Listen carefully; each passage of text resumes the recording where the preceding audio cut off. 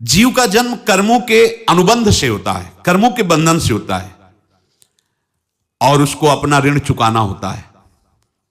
कर्मानुबंध ये बहुत सूक्ष्म विषय है।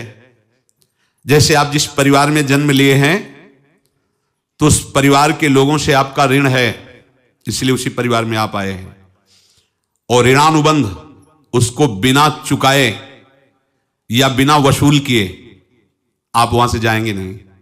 आपको लेना है तो वसूल करना है, और देना है तो चुकाना है। ये पूर्व के जन्मों से निश्चित किया गया है।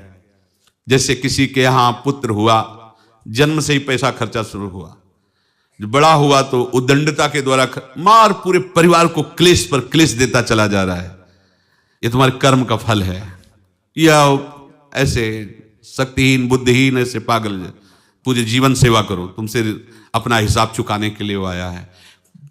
अब परिवार के जो सदस्य जुड़े आके, मेरी पत्नी आते ही पूरी हृदय में आनंद, परिवार में आनंद, और जीवन भर वो आनंद ही सुख देने के लिए उसका जन्म हुआ। वो अपना ऋणानुबंध मुक्त, और आते ही भयंकर क्लेश खड़ा कर दिया, बीच में दीवार और झगड़ा वैसा, फिर अतरे दिन मारपीट शुरू, कलह अशांति, पूरा जीवन नर्क हिसाब करने आए। यहां ऋण चुकाए बिना कोई जा नहीं सकता, ऋण चुकाना पड़ेगा। किसी का ऋण वसूल करना है तो किसी को ऋण चुकाना है, दोनों काम करने होते हैं। अनेक जन्मों में अनेक लोगों के साथ हमने जो बर्ताव किए हैं, अच्छे या बुरे, वो होंगे। अब किसी आदमी को हम जानते नहीं, अचानक मिला, अचानक टक्कर लगाओ, मार पीट गाली गुप्ता सब कर दिया, चुपचाप सह लो। क्यों? ये आपका हिसाब है, पूर्व का हिसाब। हमारा उससे कोई द्वेष नहीं, कोई संकल्प नहीं। अचानक घटना घटी और हमसे द्वेष करने लगा, हमें पीटने लगा, हमें गालियां दे, ये हिसाब है, चुपचाप सह जाओ। अपने घर का भाई ही भारी दुश्मन बन गया और क्लेश दे, हिसाब है। एक प्रभुदत्त ब्रह्मचारी जी की वाणी में पढ़ा था, एक महात्मा जी भ्रमण करते थे तो उस समय असरफियां चलती थी, मोहरे असरफियां, तो उनको भेंट में देते लोग। तो या तो ठाकुर सेवा में लगे तत्काल, या संत सेवा में तत्काल लगे, उसका संग्रह करके डोलना ये ठीक नहीं है बैरागी के लिए, सिद्धांत में ये ठीक नहीं है। तो जब 2, 4, 6, 8 ऐसे मोहरे हुई तो उन्होंने विचार किया कि और भ्रमण करके जब काफी मोहरे हो जाएंगी तो प्रयागराज में जब कुंभ पड़ता है, एक बार पूरे सब अखाड़े के संतों को, अलग अलग संप्रदाय सब संतों को बुलाएंगे और सबको पाएंगे। अब साधु है तो यही विचार करेगा, और क्या विचार करेगा। तो उन्होंने ऐसे डंडा बनवाया, बेंत, जो ऊपर से चूड़ीदार और भीतर पोला, और मोहरे उसमें डालते गए। और भ्रमण, जहां जहां श्रद्धालु भगत थे सबके यहां जाना और इच्छा रखना कि एक मोहर तो दे ही दे दक्षिणा में। कामना कोई भी हो वो बांधती ही है, ध्यान रखना। इसीलिए प्रभु जो चाहे वो करे, अपनी चाह नहीं रखनी चाहिए, अपनी चाह प्रभु की चाह में मिला देनी चाहिए। धीरे धीरे वो छड़ी भर गई, भ्रमण करने वाले महात्मा चूड़ी लगाई, इंतजार करते रहे। जब प्रयाग का कुंभ पड़ा तो चले। तो रास्ते में एक गांव में पूछा जाता है, जिससे कहीं रुको कि कोई श्रद्धालु ऐसा है जो संत सेवी है। तो कुछ लोगों ने बताया, हाँ एक परिवार है, बहुत संत सेवी है, और आपको मिलाते हैं उनसे। हाँ ये महाराज घर में रुका, खूब अच्छा हलवा पूड़ी पवाया, और जो घर के मालिक थे चरण दबाए। चरण दबाते दबाते उनकी दृष्टि पड़ी उस डंडे पे, इतना मोटा और ऊपर से कुछ चूड़ी सी भी नजर आ रही, इस डंडे में तो कोई रहस्य है ही है। अब महात्मा जी को खवा पिला के सुला दिया। महात्मा जी जब सो गए तो पत्नी से धीरे से कहा, वो डंडा लाओ बाबा जी का डंडा। और वो चूड़ीदार जो ही खोला पलटाया तो सैकड़ों मोहरे उसमें। ऐसे संत रोज पधारे भगवान, तुम आनंद हो जाए फिर क्या। पत्नी से कहा, नाप के कंकड़ लाओ। वो तो महात्मा जी तो खाए खीर पूड़ी, आराम से सो रहे। रात में पूरी प्लानिंग करके उसमें कंकड़ भर के चूड़ी लगाकर सिराने रख दिया, सारी मोहरें हटा ली। महात्मा जी आराम से छड़ी उठाए तो वजन पक्का, वैसे बड़े लोग चतुर होते हैं, पर ये नहीं जानते कि कर्म कितना भयानक होता है। और उनकी कोई संतान नहीं थी, पर धन में इतना प्रेम उनको था। बहुत सावधान साधु महात्माओं के पास जो अर्थ है, गृहस्थी अगर आता वहीं से है, पर अगर उसको जोर जबरदस्ती या किसी छल कपट से, तो वो उसका विनाश ही करता है। आज तक का प्रमाण है। अब उनको ये भाव पता नहीं होगा, या पता होगा तो लोभ के कारण वो उसको मान नहीं पाए होंगे। महात्मा जी गए प्रयाग में, किसी अखाड़े पर रुके और वहां प्रार्थना की कि कल जो है संपूर्ण अखाड़ों का निमंत्रण किया जाए और सब संतों को भोग पवाया जाए, उनको दक्षिणा भी दी जाए। महंत ने सोचा कि बहुत बड़ा है तो उत्सव है, क्योंकि प्रयाग में कितने हजारों संत महात्मा सब। उनका महाराज बोरों इसमें चीनी और टीनों घी लगेगा, सब व्यवस्था। बोले आप मंगाइए, एक एक हिसाब हम करेंगे, हमारे पास सब व्यवस्था है।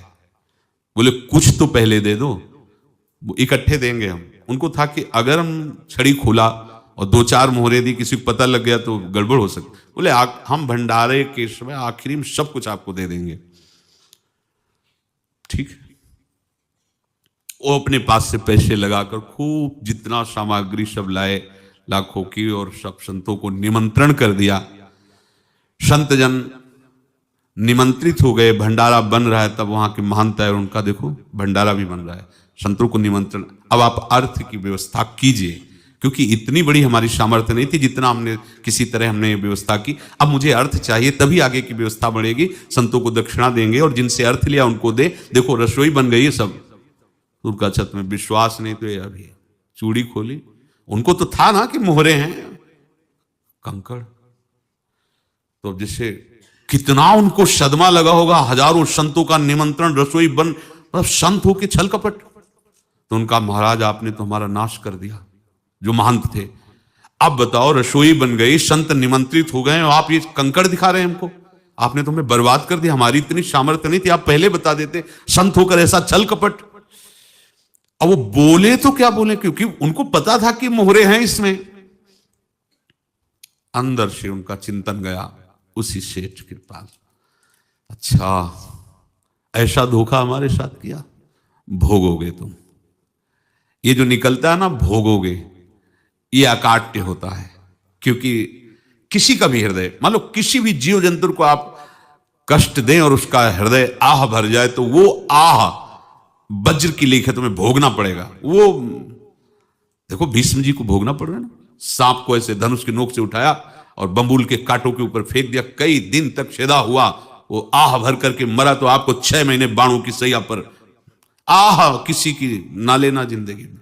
कोई ऐसा कोई आह भर करके कह दिया तुम समर्थ हो, हम तो कुछ कर नहीं सकते, और अंदर से दुखी, फिर तुम्हारी सामर्थ्य काम नहीं करेगी, मिट्टी में मिला देगी। फिर ये तो संत थे, और भगवत आराधना के लिए, संत आराधना के लिए ही ऐसा किए हुए थे। अब इनका कैसे मुंह दिखाएं, अब क्या करें। सुबह संत जन आएंगे, सबके बीच में हमारी कि देखो इन्होंने, अब क्या करें। गए और संगम में जाके छलांग लगाई, अपने प्राण त्याग दिए। अब उनके तो पास मोहरे थी और व्यापार बढ़ा, और 9-10 महीने बाद ही लड़का हुआ।